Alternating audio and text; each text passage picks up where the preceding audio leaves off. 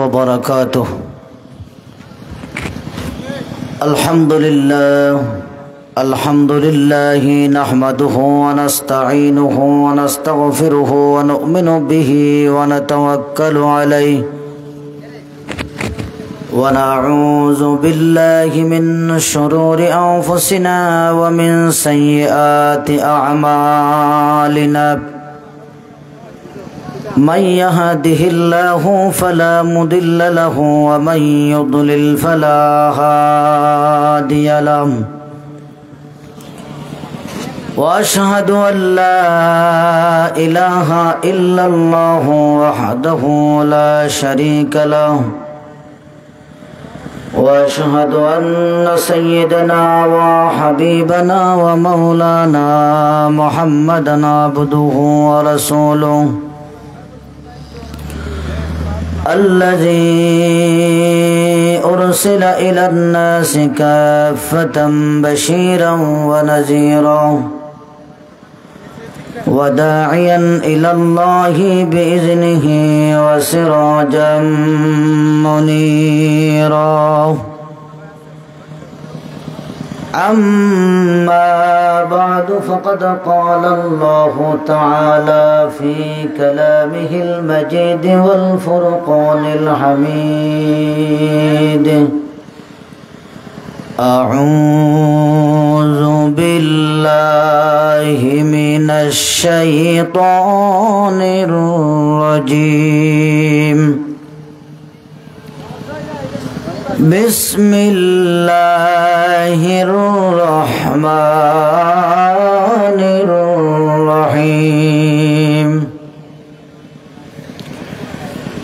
إنما المؤمنون الذين إذا ذكر الله وجلت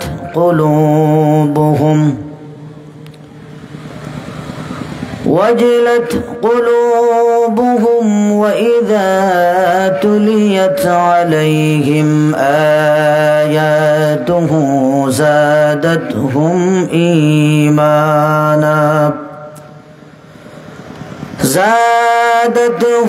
إيمانا وعلى ربهم يتوكلون. الذين يقيمون الصلاة ومما رزقناهم ينفقون. أولئك هم المؤمنون حقا لهم درجات عند ربهم ومغفرة ورزق كريم.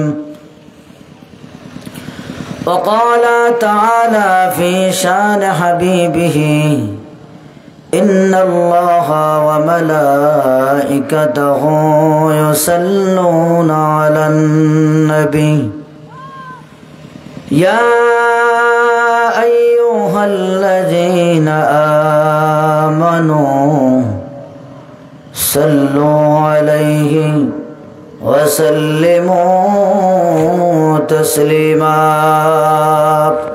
একটু মহব্বতে সবাই পড়ি আল্লাহুম্মা সাল্লি আলা সাইয়্যিদিনা মাওলানা মুহাম্মদ ওয়া আলা আলি সাইয়্যিদিনা মাওলানা মুহাম্মদ। আমরা বাহিরে যারা আছি মেহেরবানি করে পেন্ডালের ভিতরে চলে আসি। বাহিরে যারা ঘোরাফেরা করছেন আমরা সবাইকে আহ্বান করব পেন্ডালের ভিতরে চলে আসুন। একটু জোরে সুরে পড়ুন: বালাগাল্লাউলা বিকামালিহিম কাশাফাদ-দুজা বিজামালিহি হাসানাত জামিউ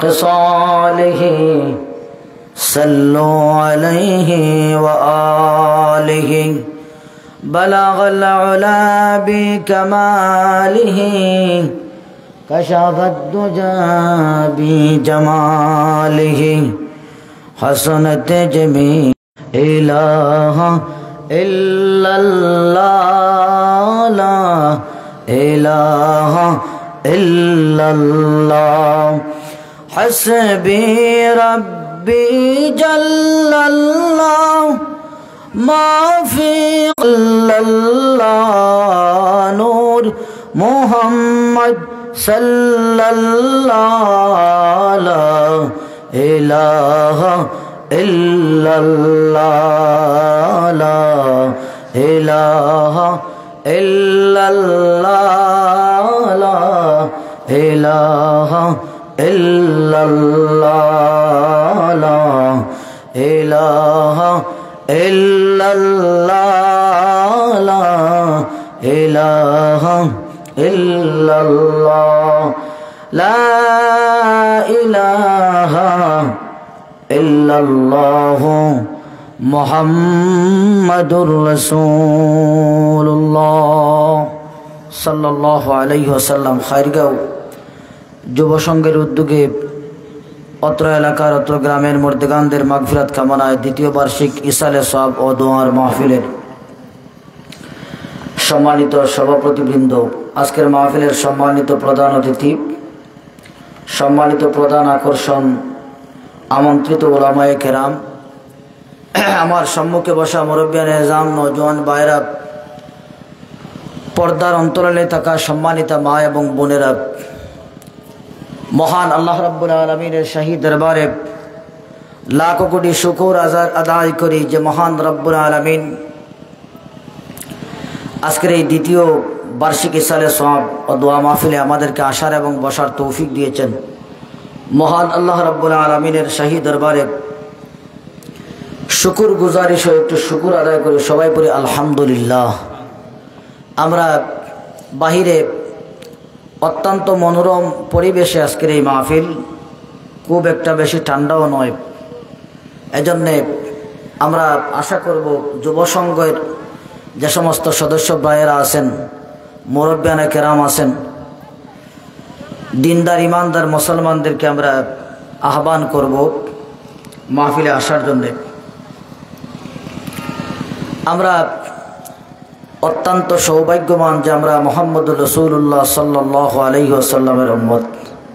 আলহামদুলিল্লাহ বলুন, একটু জোরে সুরে বলুন আলহামদুলিল্লাহ। রাসূল পাক সাল্লাল্লাহু আলাইহি ওয়াসাল্লাম বলেছেন, সাহাবায়ে কেরামদেরকে জিজ্ঞাসা করেন, হে আমার সাহাবীগণ, আইয়ুল খালকে আজাবু ইলাইকুম ঈমানা, সৃষ্টি মাখলুকাতের মধ্যে কার ঈমান সবচেয়ে আশ্চর্যজনক, কার ঈমান আজীব, আশ্চর্য ধরনের ঈমান কার? সাহাবায়ে কেরামগণ বলেন, ইয়া রাসূলুল্লাহ, সবচেয়ে আশ্চর্যজনক ঈমান হচ্ছে নবীদের ঈমান। সবচেয়ে আশ্চর্যজনক ঈমান কার? নবীদের ঈমান। রাসূল পাক সাল্লাল্লাহু আলাইহি ওয়াসাল্লাম বলেন, নবীদের ঈমান আশ্চর্যজনক হবে কিভাবে? কারণ নবীদের কাছে তো আল্লাহ ওহী প্রেরণ করেন, যার কাছে ওহী আসে ওনার আশ্চর্যজনক ঈমান হয় না।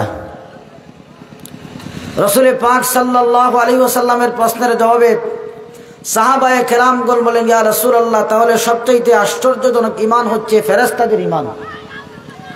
আল্লাহ রাসূল বলেন, ফেরেশতাদের ঈমান কিভাবে আশ্চর্যজনক? কারণ তারা তো আল্লাহর চতুর্পাশে আছে, তারা আল্লাহর চতুর্পাশে আছে, আল্লাহর উলুহিয়ত তারা দেখতেছে, সুতরাং তাদের ঈমান আশ্চর্যজনক হবে কিভাবে?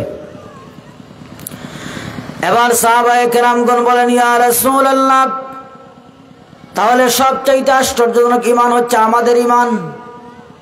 কারণ আমরা আপনাকে দেখতেছি, আপনি আমাদের সামনে আছেন, আপনার সাথে আমরা বিভিন্ন যুদ্ধে অংশগ্রহণ করতেছি, আমাদের ঈমান হচ্ছে সবচেয়ে আশ্চর্যজনক ঈমান।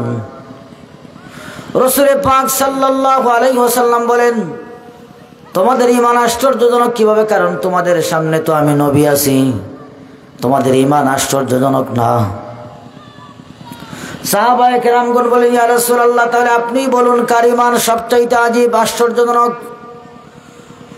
রাসূল পাক সাল্লাল্লাহু আলাইহি ওয়াসাল্লাম বলেন, তোমাদের পরে এক শ্রেণীর উম্মাহ আসবে দুনিয়ায়, যারা আমি নবীকে দেখে নাই, আল্লাহকে দেখে নাই, কোরআন দেখে দেখে ঈমান আনবে। সুবহানাল্লাহ। আল্লাহকে দেখে নাই, আমি রসুলের সাক্ষাৎ তারা পাবে না, শুধুমাত্র কোরআনকে আঁকড়ে ধরে মুমিন হিসাবে বেঁচে থাকবে। তাদের ঈমান নবীদের চাইতে, ফেরেশতাদের চাইতে, সাহাবীর চাইতে আরো আশ্চর্যজনক। সুবহানাল্লাহ। আমরা আল্লাহ দেখেছি? কথা বলেন, আল্লাহ দেখেছি? দেখি নাই। রসুল দেখেছি? না, দেখি নাই। শুনেছি রসুল আসছিলেন 1450 বছর আগে। 1450 বছর পরেও যাকে দেখা যায় না তাকে আমরা সেজদা করতেছি। যার কথা শুধুমাত্র শুনেছি, তার জন্যে, তার ইজ্জত আর হুরমত রক্ষার জন্য নিজের জীবনটাকে ঝাঁপিয়ে দিয়ে নিজের জীবনটাকে শেষ করে দিতে পারি, এরকম ঈমান আমাদের আছে। কথা ঠিক কিনা? এজন্য আমরা মুমিন। আমার কম সময়, সম্ভবত যেহেতু 4 জন ওয়াজি আপনার মধ্যরাত পর্যন্ত চলবে, আমি খুব একটা বেশি সময় পাবো না। এজন্য আমি পবিত্র কোরআনে কারিম থেকে সূরা আনফালের 4, 5 এবং 6 নম্বর আয়াত তিলাওয়াত করেছি। আমি চেষ্টা করব এই আয়াত অনুযায়ী, যদি আল্লাহ তৌফিক দান করেন, অল্প সময়ের ভিতরে কিছু আলোচনা করার। সূরা আনফালে আল্লাহ রাব্বুল আলামিন 2, 3, 4 এই 3টা আয়াতের ভিতরে আল্লাহ মুমিনদের 5টা গুণের কথা বলেছেন। আলহামদুলিল্লাহ বলুন। মুমিনদের 5টা গুণের বর্ণনা আল্লাহ দিয়েছেন, যে 5 গুণ আল্লাহ বলতেছেন এরাই হচ্ছে উলাইকা হুমুল মুমিনুনা হাক্কা, এরাই হচ্ছে সঠিক মুমিন। সুবহানাল্লাহ।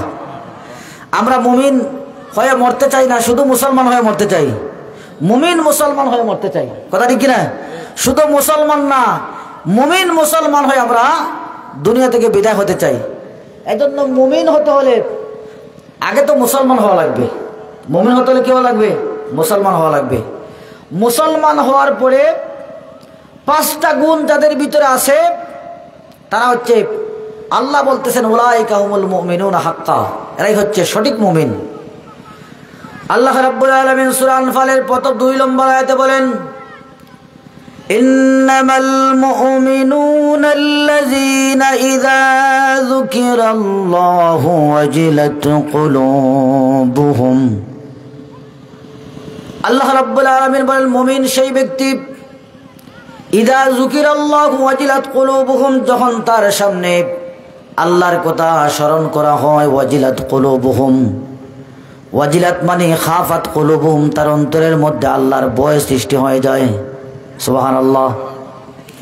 মুমিন সেই ব্যক্তি যার সামনে আল্লাহর কথা স্মরণ হয়, আল্লাহর কথাই যখন বলা হয় তখন তার অন্তর কেঁপে ওঠে। যদি আপনার অন্তর আল্লাহর কথা শোনার সাথে সাথে কেঁপে ওঠে, তাহলে বুঝবেন আপনি মুমিন। মুমিনের এই গুণটা, আপনি মুমিন না মুনাফিক, আপনি মুমিন না অন্য কিছু, এটা বোঝার জন্যে কোনো জায়গায় যাওয়া লাগবে না। আপনার কাছে মেডিসিন আছে, আছে না নাই? রাসূলুল্লাহকে প্রশ্ন করা হলো, ইয়া রাসূলুল্লাহ, আমার ভিতরে ঈমান আছে, আমি বুঝবো কিভাবে? আমার ভিতরে ঈমান আছে, আমি বুঝবো কিভাবে? আপনি যদি ডাক্তারের কাছে যান, আপনার কত মিটার তাপ উঠেছে, শরীরে কত ডিগ্রি তাপ উঠেছে, থার্মোমিটার দ্বারা মেপে সে বলতে পারে আপনার 105 ডিগ্রি তাপ হয়েছে, বা 90 ডিগ্রি হয়েছে, বা 102 ডিগ্রি হয়েছে। মিটারের মাধ্যমে সে মাপতে পারে, মাপার পরে সে বলতে পারে আপনার এই পরিমাণ তাপ হয়েছে শরীরের মধ্যে। আল্লাহ রসুলকে জিজ্ঞাসা করা হলো, ইয়া রাসূলুল্লাহ, আমার ভিতরে ঈমান আছে, আমি বুঝবো কিভাবে? আমি যে মুমিন, আমার ভিতরে যে ঈমান আছে, আমি বুঝবো কিভাবে? রাসূল পাক সাল্লাল্লাহু আলাইহি ওয়াসাল্লাম বলেন, ইজা সাররাতকা হাসানাতুকা ওয়াসাআতকা সাইয়্যাতুকা, যখন ভালো কাজ করলে তোমার ভালো লাগে, যখন খারাপ কাজ করলে তোমার খারাপ লাগে, বুঝবে তোমার ভিতরে ঈমান আছে। সুবহানাল্লাহ। ভালো কাজ করলে ভালো লাগে, আনন্দ লাগে, খারাপ কাজ করলে কষ্ট লাগে, তোমার ভিতরে কি আছে? ঈমান আছে। তোমার ভিতরে কি আছে? ঈমান আছে। দেখেন সাহাবায়ে কেরামগণ, একজন মহিলা সাহাবী খারাপ কাজ করেছেন, খারাপ কাজ করার কারণে পেটের মধ্যে বাচ্চা হয়ে গেছে। আল্লাহকে দেখেন কিভাবে ভয় করতেছেন। আল্লাহ রসুলের দরবারে এসে বলতেছেন, ইয়া রাসূলুল্লাহ, আমি শয়তানের ওয়াসওয়াসার মধ্যে পড়ে গিয়া খারাপ কাজ করেছি, জিনায় লিপ্ত হয়েছি, আমার পেটের ভিতরে সন্তান চলে এসেছে। ইয়া রাসূলুল্লাহ, জিনাকুর অবস্থায় যদি দুনিয়া থেকে বিদায় হয়ে যায়, এই শাস্তি যদি না পাই, জাহান্নামের আগুনে হাজার হাজার বছর জ্বলতে হবে। ইয়া রাসূলুল্লাহ, সুতরাং আপনি আমাকে এই জিনার শাস্তি দুনিয়ায় দান করে দিন, শাস্তি দিন, যাতে আমি কি করতে পারি, আল্লাহর দরবার থেকে ছুটে যেতে পারি। সুবহানাল্লাহ বলুন। রাসূল পাক সাল্লাল্লাহু আলাইহি ওয়াসাল্লাম বলেন, তোমার পেটে যেহেতু সন্তান হয়ে গেছে, তোমার সন্তান যখন দুনিয়া আসবে, দুনিয়া আসার পরে, তোমার সন্তান আসার পরে তুমি আসবে আমার কাছে, সন্তান জন্মের পরে তুমি আমার কাছে আসবে, আসার পরে তোমাকে শাস্তি দেওয়া হবে।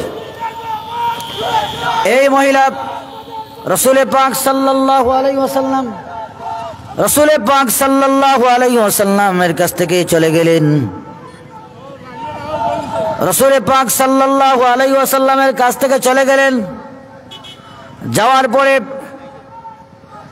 বাচ্চা হলো, সন্তান ভূমিষ্ঠ হলো। সন্তান ভূমিষ্ঠ হওয়ার পরে তিনি আসলেন। আসার পরে রাসূলকে বললেন, ইয়া রাসূলুল্লাহ, আমার সন্তান হয়ে গেছে, আমার সন্তান হয়েছে, এবার আমাকে শাস্তি দিন। মাইক নষ্ট করেছেন, মাইকের লাইন ইরা নষ্ট করেছেন, আপনি কেন শুনে আর দিলা? রাসূল পাক সাল্লাল্লাহু আলাইহি ওয়াসাল্লাম বললেন, তোমার সন্তান জন্ম হয়েছে, তোমার সন্তান তোমার বুকের দুধ পান করবে, বুকের দুধ পান করবে। বুকের দুধ পান করার পরে যখন 2 বছর অথবা 2.5 বছর বুকের দুধ পান করবে, তারপরে তোমার সন্তানকে নিয়ে আমার কাছে আসবে, তোমাকে শাস্তি দিয়ে দিব। এই সন্তানটা যখন মায়ের বুকের দুধ ছেড়ে দিয়েছে, তখন একটা খাবারের টুকরা হাতে নিয়ে ওই মহিলা তার সন্তানকে নিয়ে রাসূলুল্লাহর দরবারে হাজির হলেন। রাসূলুল্লাহর দরবারে হাজির হলেন সন্তানকে নিয়ে। রাসূল পাক সাল্লাল্লাহু আলাইহি ওয়াসাল্লাম একটা গর্ত করে বুক পরিমাণ ওই মহিলাকে মাটির মধ্যে দাবিয়ে দিলেন। তারপরে সাহাবায়ে কেরামদেরকে বললেন, চতুর্দিক থেকে পাথর মারো। এই মহিলার গায়ে পাথর নিক্ষেপ করা হলো। একজন সাহাবী মহিলাকে পাথর মারতে গিয়ে তার শরীর থেকে কিছু রক্ত সাহাবীর গায়ে পড়তেছে। সাহাবী বলতেছেন, মহিলাকে ভর্ৎসনা করতেছেন, গালিগালাজ করতেছেন রক্ত পড়ার কারণে, যে তুমি নাপাক মহিলা, তোমার শরীরের রক্ত আমার গায়ে পড়েছে। রাসূলুল্লাহ বলেন, হ্যাঁ সাহাবী, তাকে গালিগালাজ করো না, কারণ তার তওবা এমনভাবে আল্লাহ কবুল করেছেন যে তুমি তাকে গালিগালাজ করো না। সুবহানাল্লাহ বলুন। তাহলে বয় ছিল কার অন্তরে? বয় ছিল কার? আল্লাহর বয় ছিল অন্তরের মধ্যে। কথা ঠিক কিনা? এজন্য মুমিন কোন ব্যক্তি বুঝে, ইজা সাররাতকা হাসানাতুকা, ভালো কাজ করলে যখন ভালো লাগে, ওয়াসাতকা সাইয়াতুকা, মন্দ কাজ করলে যখন মন্দ লাগে, কষ্ট লাগে, তখন বুঝবেন আপনার ভিতরে কি আছে? ঈমান আছে। আজকে ভালো কাজ করার মানুষ কম না মন্দ কাজ করার মানুষ বেশি? ভালো কাজ করার মানুষ কম, মন্দ কাজ করার মানুষ বেশি। ভালো কাজ লাইন লাগিয়েছেন ওখানে। ভালো কাজ করার মানুষ কম আর মন্দ কাজ করার মানুষ বেশি। একটু আমার দিকে খেয়াল নেন, একটু জিকির বলুন, লা ইলাহা ইল্লাল্লাহ, লা ইলাহা ইল্লাল্লাহ, লা ইলাহা ইল্লাল্লাহ, লা ইলাহা ইল্লাল্লাহ, মুহাম্মাদুর রাসূলুল্লাহ সাল্লাল্লাহু আলাইহি ওয়াসাল্লাম। একটু মনোযোগ দেন। আমরা অল্প সময়, আল্লাহ রাব্বুল আলামিন বলতেছেন, ইন্নামাল মুমিনুনা আল্লাযীনা ইযা যুকিরাল্লাহু ওয়াজিলাত কুলুবুহুম। মুমিন সেই ব্যক্তি যার সামনে আল্লাহর কথা বলার পরে অন্তরের মধ্যে কি হয়? ভয় তৈরি হয়ে যায়, কম্পন তৈরি হয়ে যায়। সুবহানাল্লাহ। আল্লাহর জন্য মানুষ ভয়ে জড়সড় হয়ে যায় আল্লাহর কথা শোনার পরে। আমরা তো একেবারে আল্লাহর সামনে গিয়েও আল্লাহর প্রতি ভয় হয় না। একজন মুসল্লি যখন নামাজে যায় তখন কার সামনে দাঁড়ায়? কথা বলে না। একজন মুসল্লি যখন নামাজে যায় তখন কার সামনে দাঁড়ায়? আল্লাহর সামনে শুধু দাঁড়ায় না, আল্লাহর সাথে কথা বলে। সুবহানাল্লাহ। আল মুসাল্লি ইউনাজি রাব্বা, মুসল্লি যখন নামাজে যায় তখন আল্লাহর সাথে কথা বলে। ওই কথা বলতে গিয়া এর ওখানেও কি করে ভয় নাই? ভয় আছে নাকি? মসজিদের ভিতরে ঢুকলেও ভয় নাই। রাসূলুল্লাহ সাল্লাল্লাহু আলাইহি ওয়াসাল্লামকে জিজ্ঞাসা করা হলো, ইয়া রাসূলুল্লাহ, মুমিন আর মুনাফিকের মধ্যে পরিচয় পাবো কিভাবে? রাসূলুল্লাহ বলেন, আল মুমিনু ফিল মসজিদে কাসসামাকে ফিল মা। মুমিনের মসজিদ হচ্ছে পানির ভিতরে মাছ যেভাবে শান্তিতে থাকে, মুমিন মসজিদে গেলে এইভাবে শান্তি পায়। সুবহানাল্লাহ। ওয়াল মুনাফিকু ফিল মসজিদে কাত্তাইরি ফিল কাফাসে। মুনাফিক যখন মসজিদে যায় তখন পাখি যেভাবে খাসার মধ্যে বন্দি করলে ছটফট করতে থাকে, মুনাফিক মসজিদে গেলে এইভাবে ছটফট করে। কথা ঠিক কিনা? এরকম মানুষ আছে না নাই? সবার শেষে যায়, সবার আগে চলে আসে। সবার শেষে যায়, সবার আগে চলে আসে। শুক্রবারে দেখবেন এক শ্রেণীর মানুষ একেবারে হুজুর যখন আপনার খুতবা দেন, খুতবা শেষ হওয়ার পরে মসজিদে ঢুকে, আর সালাম ফিরানোর সাথে সাথে আর দোয়ার দরকার নাই, সাথে সাথে আরো একজনে নিয়ে না, আরো 4-5 জনে নিয়ে বাইর হয়। কথা ঠিক কিনা? সিন্নি যদি হয় তখন থেকে আবার সিন্নি খাওয়ার লাগে, তাড়াহুড়া লাগায়। এরকম মানুষ আছে না নাই? আল্লাহ বলতেছেন, ইন্নামাল মুমিনুনা আল্লাযীনা ইযা যুকিরাল্লাহ। মুমিন সেই ব্যক্তি যখন তার সামনে আল্লাহর আলোচনা করা হবে সে আল্লাহকে ভয় করবে। ওয়াজিলাত কুলুবুহুম খাফাত কুলুবুহুম, তার অন্তর কেঁপে উঠবে। মুমিন কেবলমাত্র আল্লাহকে ভয় করবে। দুনিয়ার কোন শক্তিকে মুমিন পরোয়া করে না, একমাত্র আল্লাহ ছাড়া। কথা ঠিক কিনা? দুনিয়ার কোন শক্তিকে মুমিন ভয় করে না। শুধু মুমিন শক্তিকে না, দুনিয়ার যত বঞ্চনা, যত নিন্দা, যত অপমান, আল্লাহর জন্যেও মুমিন একটা অপমানকেও কি করে না, একটা অপমানেও মুমিন পিছপা হয় না। লাউমাতাল লাইম, আল্লাহর জন্য মুমিন কোন বঞ্চনাকে বঞ্চনা মনে করে না। সুবহানাল্লাহ। আল্লাহর জন্য কি করে না? কিছুকে সে পরোয়া করে না। আল্লাহর জন্য বেপনা হয়ে যায়, পাগলপানা হয়ে যায়। যদি এরকম হয় তাহলে বুঝবেন তার ভিতরে কি আছে? মুমিনের 5 গুণের একটা গুণ আছে। সুবহানাল্লাহ বলুন। এজন্য আজকে গোটা দুনিয়ায় একদিকে কাফের, একদিকে মুসলমান, বিভিন্ন দেশে যুদ্ধ হচ্ছে। আপনারা দেখতেছেন বিভিন্ন দেশে মুসলমান ইহুদি, মুসলমান খ্রিস্টানদের মধ্যে যুদ্ধ হচ্ছে। মুমিনের সংখ্যা কম, মুমিনের অস্ত্র নাই, মুমিনের বল নাই, কিন্তু সাহস আছে আর আল্লাহর উপর ঈমান আছে। কথা ঠিক কিনা? আজকে একটু আগে দেখলাম যে ভারতের একটা মসজিদ ভাঙ্গা হচ্ছে। নাউজুবিল্লাহ বলুন। ভারতে একটা মসজিদ ভাঙ্গা হচ্ছে, বুলডোজার দিয়ে মসজিদের ছাদের মধ্যে বুলডোজার লাগিয়ে মসজিদকে ভাঙা হচ্ছে। নাউজুবিল্লাহ। ভারত, জানি না এই যে কসাই ভারতের নরেন্দ্র মোদী, এই লোকটা হচ্ছে গোটা পৃথিবীতে যে দেশে যায় ওই দেশে ধর্মীয় দাঙ্গা লাগায়। আমাদের দেশেও ধর্মীয় দাঙ্গা লাগানোর চেষ্টা করতেছে। কথা ঠিক কিনা? আপনারা দেখছেন বর্ডার তো এখন একেবারে বন্ধ। বর্ডার কি একেবারে? বাংলাদেশে কি কোনো হিন্দু মুসলমানের কোন দাঙ্গা হয়েছে? কথা বলেন না। হিন্দু মুসলিম দাঙ্গা হয়েছে? না, দাঙ্গা হয় নাই। হিন্দু মুসলিম দাঙ্গা হয় নাই বাংলাদেশের কোনো জায়গায়। ওই আমাদের দ্বারা বাজারে আকাশ দাস নাকি কি একটা ছেলে কোরআনের উপর পা দিয়া ফটো দিছে। নাউজুবিল্লাহ বলুন। দেখেন দেশের পরিস্থিতি খারাপ, এজন্য আকাশ দাস এই সময় পার পেয়ে গেছে। যদিও পরবর্তীতে মাফ চাইছে আমরা দেখছি। নয় আকাশ দাসকে আকাশ না মহাকাশে পাঠানোর মতো শক্তি দ্বারা বাজারেও আছে। কথা ঠিক না? ঢাকায় এই একটা সেলা সাবুনটার জন্য ঢাকায় আর সিলেটের রাজপথে মিছিল দেওয়া লাগবে না। এখানেই মানুষ আছে, তাকে একেবারে আকাশে না মহাকাশে পাঠিয়ে দেওয়ার মতো মানুষ এই জায়গায় আছে। তারপরেও মানুষ মাফ করে দিয়েছে, কারণ দেশের পরিস্থিতি ভালো নয়। ভারত থেকে সিগন্যাল আসছে বাংলাদেশে একটা দাঙ্গা লাগাও। ভারত থেকে সিগন্যাল আসছে দাঙ্গা লাগাও। এজন্য দেখছেন গোটা বাংলাদেশের বর্তমান সরকার, ইন্টারিম গভর্নমেন্ট সব আলেম ওলামাদেরকে নিয়ে মিটিং করেছে। সব দলের বড় বড় সুন্নি বলেন, ওয়াহাবি বলেন, খালিজি, রাফিজ যা বলেন, সব দলের আলিমদেরকে নিয়ে বর্তমান ইন্টারিম গভর্নমেন্ট, অন্তর্বর্তীকালীন সরকার সব ধর্মের আলিম না, শুধু সব ধর্মের ধর্মীয় পণ্ডিতদেরকে নিয়ে একটা বিশাল বড় আপনার বৈঠক হয়েছে ঢাকায়। সেখানে সব দল বলেছে আমরা বাংলাদেশের শান্তি সম্প্রীতি বজায় রাখতে চাই। আলহামদুলিল্লাহ বলুন। এদেশে আমরা যদিও মুসলমান, কিন্তু আমরা বাঙালি, হিন্দু বৌদ্ধ মুসলিম খ্রিস্টান সবাই মিলিয়ে আমরা বাঙালি। এই 1,47,000 এই কিলোমিটার 147,000 কিলোমিটার বর্গমাইলের এই বাংলাদেশ সবার, কথা ঠিক কিনা?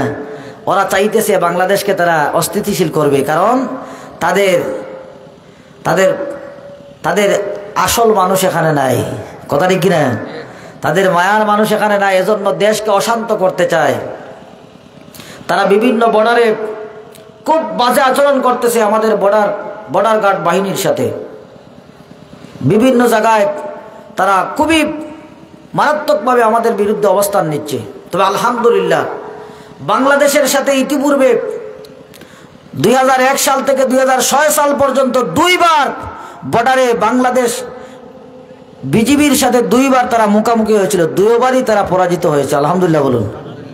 2 বারই বাংলাদেশের বিজিবি ভারতের ওই মতকুর বাহিনীদেরকে একেবারে সেফটা করে দিছে। সুবহানাল্লাহ। এখনো গোটা বাংলাদেশের সব আলেম ওলামা সব দলের মানুষই বলতেছে, ভারত যদি বাংলাদেশের বিরুদ্ধে অগ্রসর হয়, এদেশের 16 কোটি মুসলমান এই ভূখণ্ডকে রক্ষার জন্য প্রয়োজনে বাঁশ হাতে নিয়ে যুদ্ধ করবে, কথা ঠিক না? আমরা কাউকে ভয় করি না। মুসলমান ভয় করে কাকে? আল্লাহকে। মুসলমান সর্ব অবস্থায় আল্লাহকে ভয় করে। এর প্রমাণ দিয়ে গেছে মুসলমান সংখ্যায় বিশ্বাস করে না, মুসলমান সংখ্যায় বিশ্বাস করে না, মুসলমান ইমানে বিশ্বাস করে। আলহামদুলিল্লাহ। কারণ সংখ্যায় যদি মুসলমান বিশ্বাসী হতো, বদরের প্রান্তরে 313 জন যুদ্ধের মোকাবিলা করতে পারতো না, কথা ঠিক কিনা?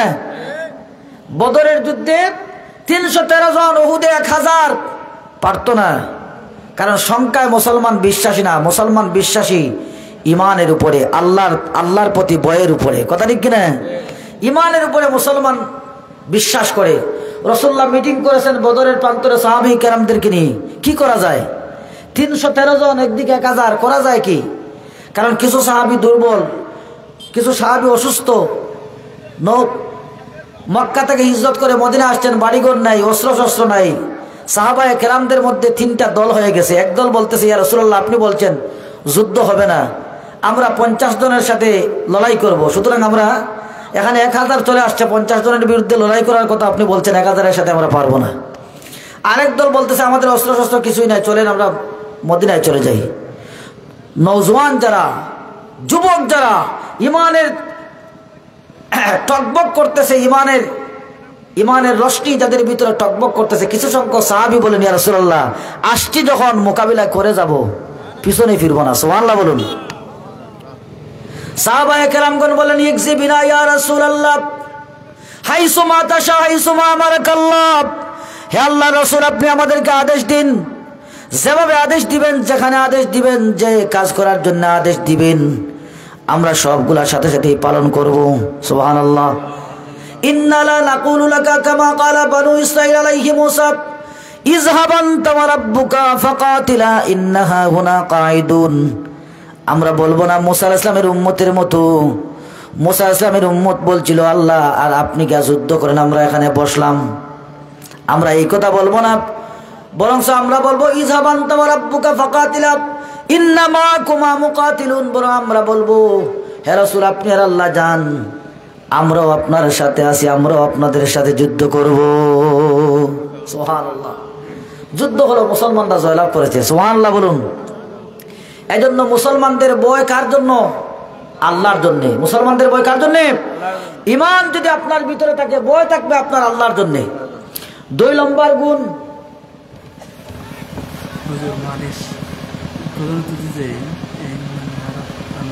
আচ্ছা কত সময় বাজে? শেষ হতে হবে। আচ্ছা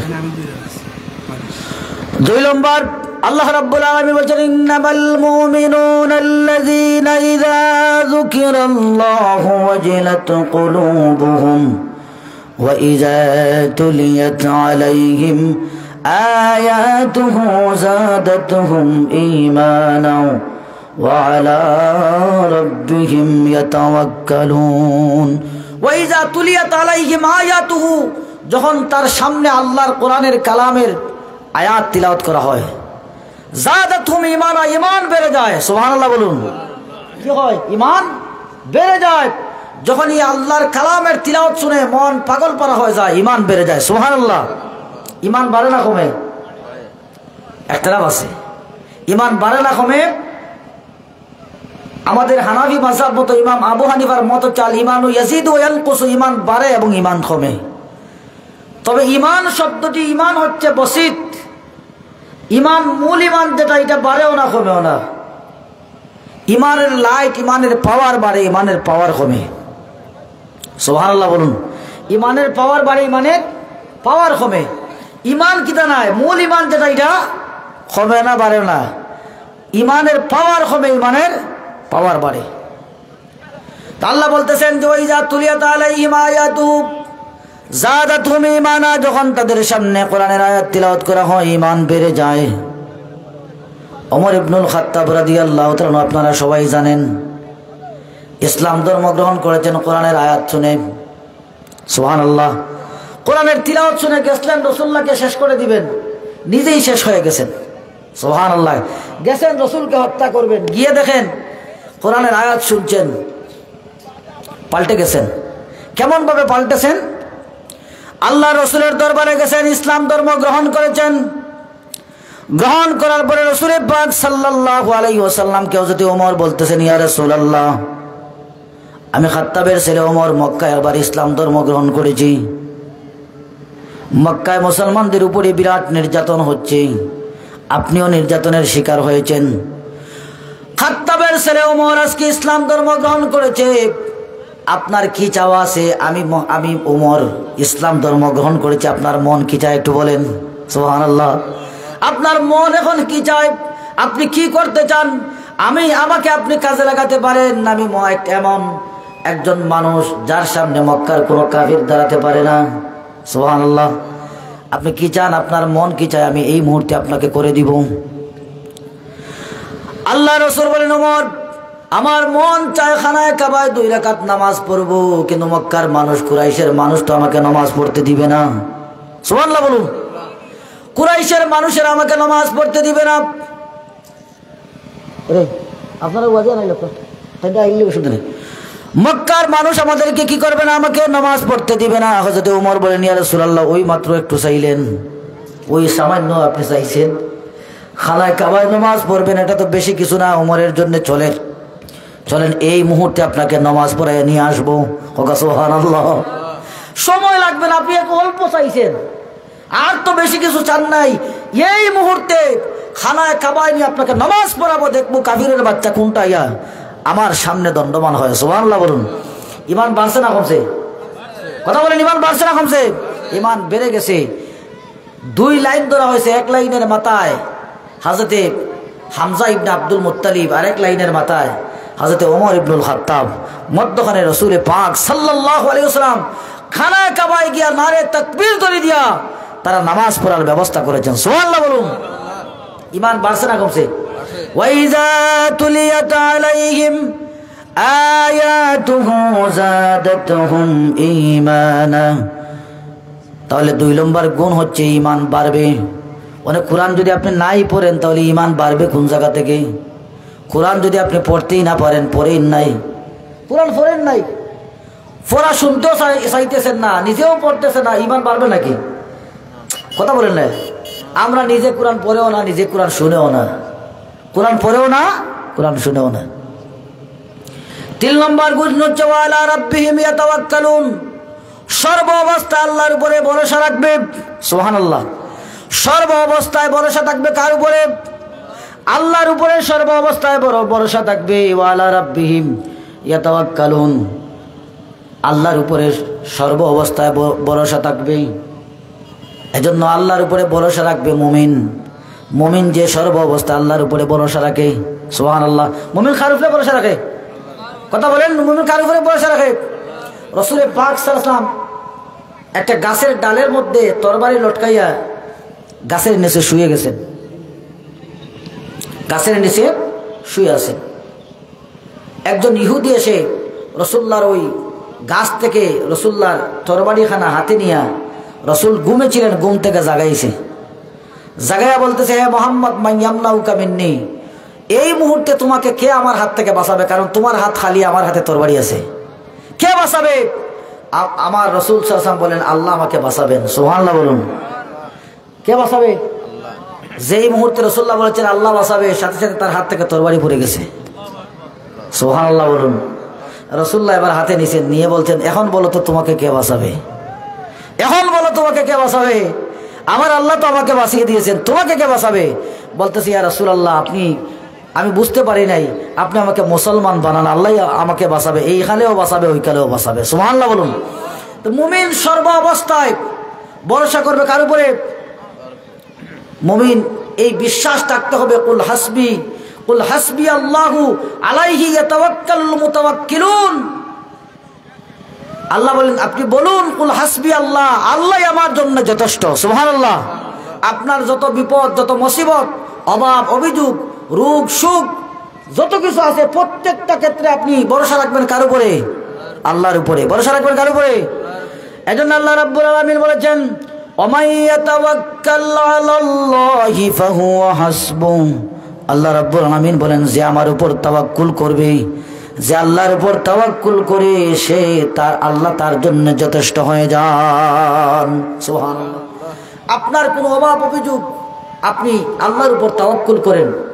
নিজামুদ্দিন আউলিয়া তিনি লিখেছেন যে, আমি ছোট্ট যখন ছিলাম, আমার বাবা ছিলেন না, আমরা দরিদ্র অবস্থায়, দরিদ্র মানুষ,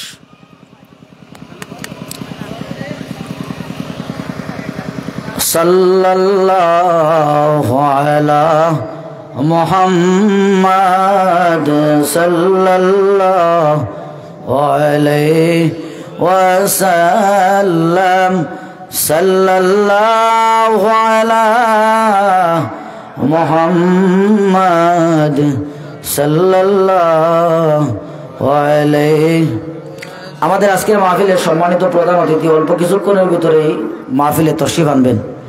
আপনারা যারা প্রধান অতিথির আলোচনা শোনার জন্য অপেক্ষা আছেন, আপনারা মাহফিলে চলে আসুন, অল্প কিছুক্ষণের ভিতরেই প্রধান অতিথি চলে আসবেন। উনি আসলেই আমরা দোয়া করব, অসুবিধা নেই। এজন্য মুমিন সর্বাবস্থায় তাওয়াক্কুল করবে কার উপরে? আল্লাহর উপরে।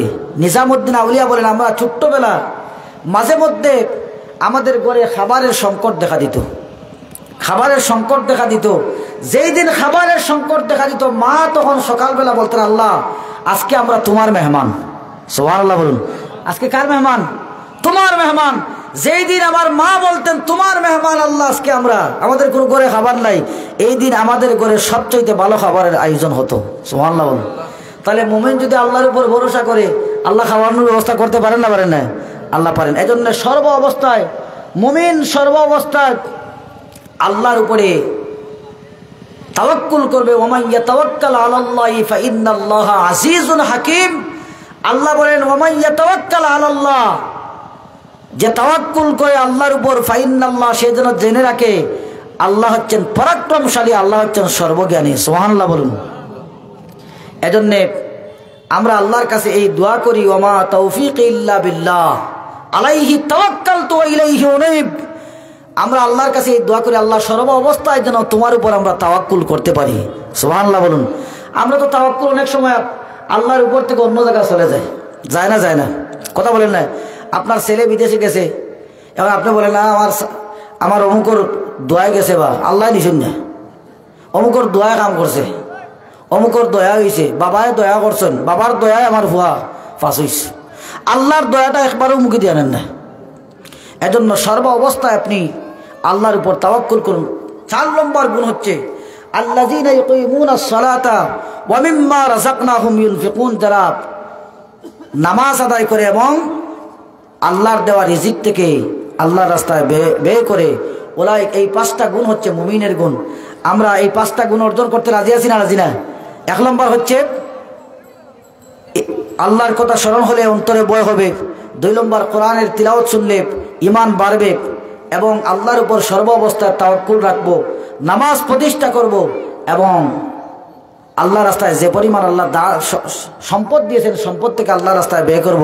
এই 5টা গুণ যার মধ্যে আছে, আল্লাহ বলেন উলাইকা হুমুল মুমিনুনা হাক্কা, তারাই হচ্ছে সঠিক মুমিন, একেবারে পারফেক্ট মুমিন। সুবহানাল্লাহ বলুন। সুতরাং আপনি নামাজ পড়েন না, পারফেক্ট মুমিন না। কথা ঠিক না? আপনি নামাজ পড়বেন না, পারফেক্ট মুমিন না।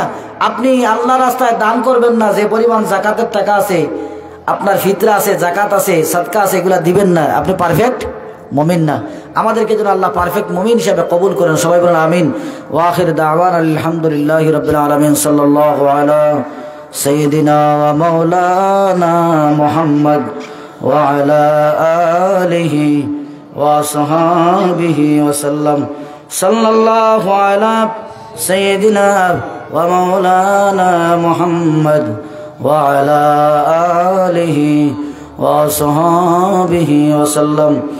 আস্তাগফিরুল্লাহ ইন্নাল্লাহা গফুরুর রহিম। আস্তাগফিরুল্লাহ রাব্বি মিন কুল্লি যামবিন ওয়া আতুবু ইলাইহি ওয়া লা হাওলা ওয়া লা কুওয়াতা ইল্লা বিল্লাহিল আলিয়্যিল আযীম। লা ইলাহা ইল্লাল্লাহু মুহাম্মাদুর রাসূলুল্লাহ। আল্লাহুম্মা আমিন।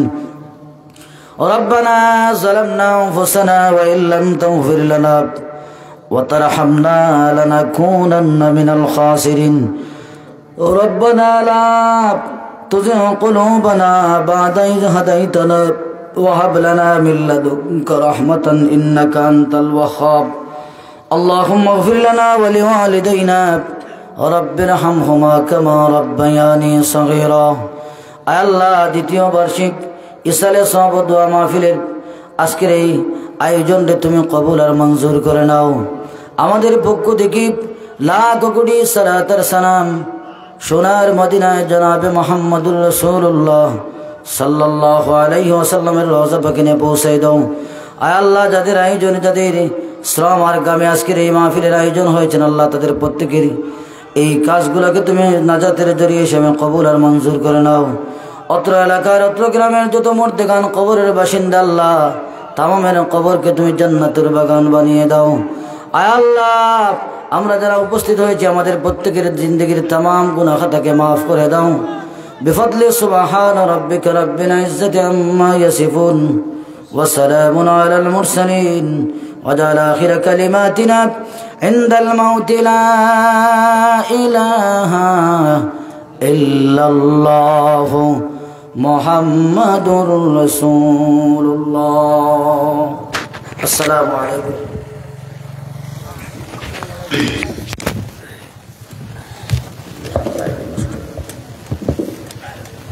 আলহামদুলিল্লাহ, আমরা এত পর্যায়ে মূল্যবান নসিহত শুনছিলাম। আজকের এই মফতি মাহফিলের সম্মানিত বিশেষ অতিথি, বিশিষ্ট ইসলামী চিন্তাবিদ হযরত মাওলানা আবুল লাইস ফারুকী সাহেব, হযরত মাওলানা আবুল লাইস ফারুকী সাহেব।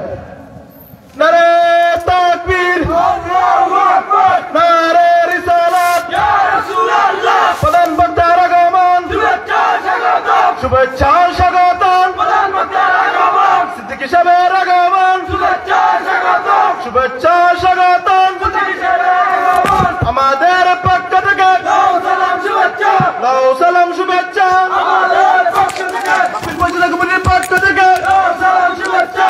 নারে তাকবীর,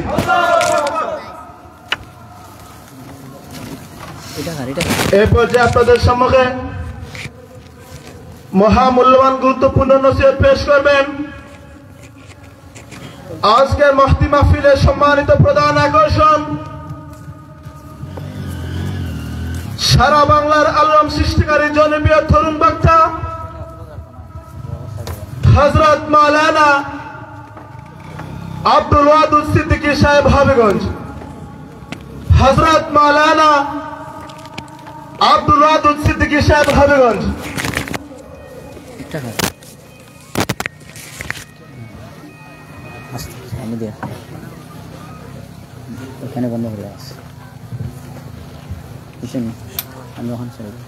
নাত রাসূল পরিবেশন করবেন ভাই মোহাম্মদ জাকারিয়াকে।